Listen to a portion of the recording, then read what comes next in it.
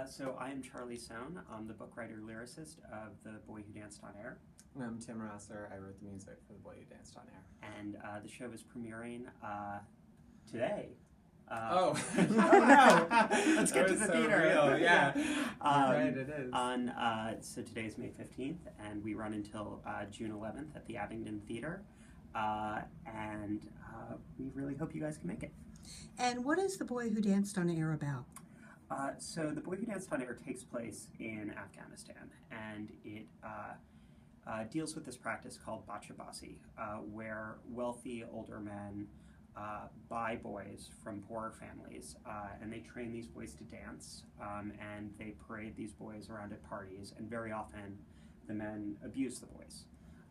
But our story actually is a love story between two of the dancing boys. So it has the backdrop is this practice, but at its core it has a very broad romantic sweep to it. What made you write this? Well, actually, it's funny.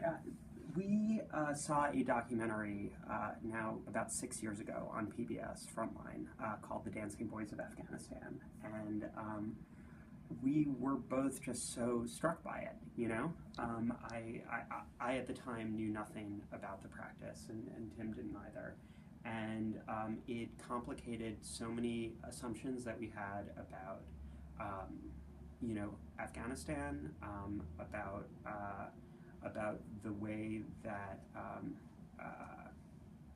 culture and morality and religion all interacted with each other, and it just felt like such fertile ground to write a story about. So actually, when I saw this documentary, I came to Tim and I was like, I think I'm really excited to write this musical. And Tim, well, you want to describe your response to it? Well, I was a little hesitant. I think mostly because, we had just finished come off of we were still working on our first project together, and I think we were looking for new material to work on, and this wasn't quite what I had in mind.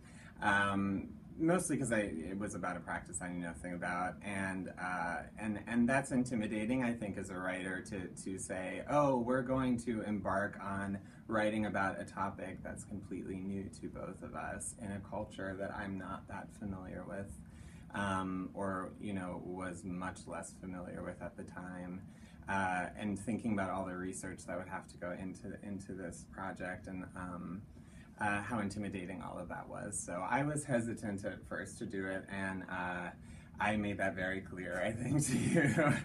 Well, in a strange way, you're very timely with the band's visit getting so much acclaim. Yeah, and that's a gorgeous show. Great show. It's such a wonderful show. And it's purely coincidental the way things timed out. I think bachabazi has actually gotten a lot more attention in recent years than it did when we started working on it. Well, I have to tell you, until you've told me, I did not know about this. Yeah, I think that's a very common response, and I think that was our response when we saw the documentary. And actually, part of that was, I think that was your hesitation in writing it, is knowing that in order to write this, what we would first have to do is basically years of research, and both musically and from a text perspective, making sure that we understood everything, because there's a real obligation to get things right, particularly when you're introducing people to something that they don't know a lot about. It's getting the context correct it becomes very, very important. So there was a lot of work on that side that went into it, and I am very thankful that Tim eventually decided to come around, because he wrote some beautiful music for the show. What is your goal for audiences to take away from this? I think we want people to feel the way that we did when we first saw the documentary. We want people to question some assumptions that they have going in. We want people to be emotionally affected by both the boys' stories and also the struggles that some of the men have. And I think that if you can leave the theater feeling closer to characters who at first you might impulsively decide to keep at a distance, I think we'll have done our job. And I think that's actually the thing that we both love about musicals, or one thing that we both love about musicals, is song has this amazing power to bring you really close to people who, on the surface, don't share details of your life, but there is a fundamental common humanity that I think song can speak to. And so that's been really nicely put. Oh, thank you, Tim. I thought I was going to have to step in. Yeah, you're just gonna relax. Describe the style of music that you've gone for this show. I think actually that's a great segue, because I think a huge part of what I felt my task was going to be and has been is I wanted to pay a sort of tribute to the beautiful music of Afghanistan. I think it's been truly a pleasure getting familiar with particularly the folk music of Afghanistan and the instruments, and what I wanted to do is sort of borrow things and sort of intermingle them with a vocabulary that will help us do the bridging of that gap that Charlie was talking about. And so I used probably all of the music I love and mixed it and mixed it in.